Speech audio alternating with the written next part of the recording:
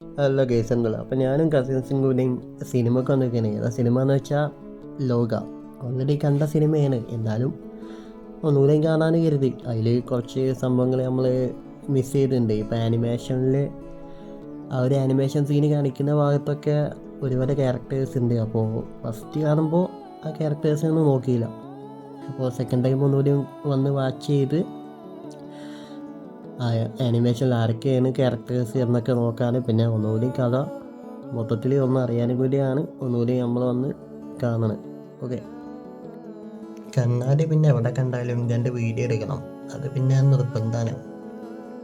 അപ്പോൾ ഗെയ്സ് മെല്ലെ സിനിമ കാണാൻ കയറാൻ. അപ്പോൾ ബാക്കി ആനിമേഷൻ കണ്ടിട്ട് എന്തൊക്കെയാണ് നോക്കിയിട്ട് പറയാം. ഓക്കെ,